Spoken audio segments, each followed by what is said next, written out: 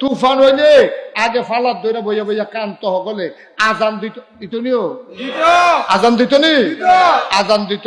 ওই তুফান হইতো লইলে এই বেদি এক ফালার ধরে বইয়া রইছে, সুইটটা আরেক ফালার ধরে বইয়া রইছে, তাই গিয়া বল লইয়া বইয়া রইছে, উপরে দিয়া পানি পড়ে।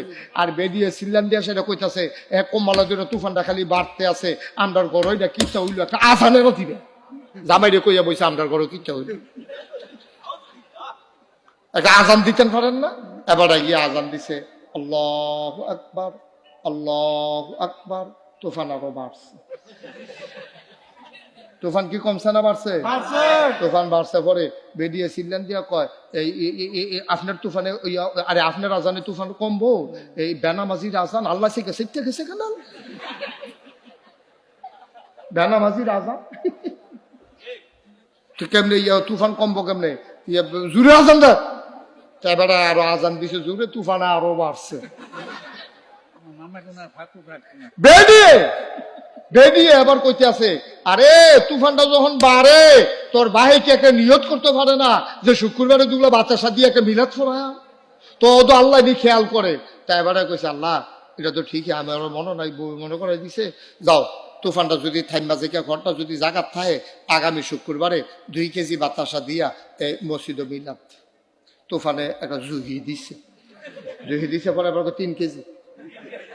তুফান একটা লাড়া দিছে, মরমরি দিয়ে উঠছে, কয় যাও 5 কেজি।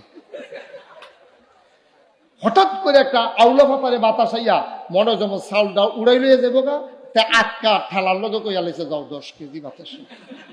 বেরিয়ে কেন আমরা মিলাদ ছড়াইতাম না? আপনার ঘরের চালের দাম কত আর 10 কেজি বাতাসার দাম কত? নতুন ঘর তুললা বেড়ে তো লইলে নিলে লইয়া দিল, আমরা মিলাদ ছড়াইতাম পারতাম না এত টাকা দিয়ে। মাওয়া ফেরিঘাট আছে একটা, আসেনিও তখন পদ্মা সেতু হইছে না, আমার মাহফিল পড়ছে নদীর হেই পারো, তো নদীর হেই পারো মাহফিল পড়ছে পরে। তা আমার লগে যারা ওয়াশ টস করে তারা কই হুজুর আপনি কি এটা নতুন না আরো আগে গেছেন? আমি কই ভাই আমার নতুন। কয় ফেরিঘাটও একটু সাবধানে খাওয়া দাওয়া করে, এখানে ডাহাই খাওয়াই সেটা এমন বিল করে এবং খাইতে অনেক সময় দেয় না, এখানে অনেক কৌশল আছে। আমি কিরম কিরম কৌশল আছে একটু কইয়া দেন তো, আমি ধরে নিতাম পারা। কয় দেখবেন যে খানাফা তো দিয়া সেটা হ্যাঁ ইলিশ মাছ বেছ, খানাফা তো দিয়া সেটাই দেখবেন আপনি যখন মাছটা খালি খোটা দিয়া কুদুর মুহ দিছে একটা দৌড় দিয়া ইয়া করবো লঞ্চ ছেড়ে দিতেছে, লঞ্চ তারপরে হালে দুইটা ইয়া পড়বে, এখানে বইয়া বইয়া খায়। এইবার ফারি কইয়া দিচ্ছেন ভালো হয়েছে গিয়া লই। তখন আমি যখন গেছি এই ফেরিঘাটও নামছি পরে, তা আমি এমনি বাপ ধরে আটকে আছি, মনে হয় কিছু বুঝি না। তা একবার ডাকে ভিতরে আসেন, তা আমি কি ভিতরে আইতাম? আইয়ের। তো ভিতরে গেছি পরে বসেন। আমি কই কি রে? খাওয়া দাওয়া করবেন? আমি এরকম কবে থেকে খাওয়ান?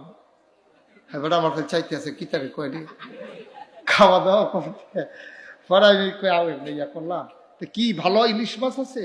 কয় জি হুজুর ভালো ইলিশ মাছ আছে, বড় ইলিশ মাছ, মাথাটা আমি নিজের হাতে ধুইছি, খুব মজা পাই, খুব মজা পাইবেন এই মাথাটা দিয়ে দুগলা খান।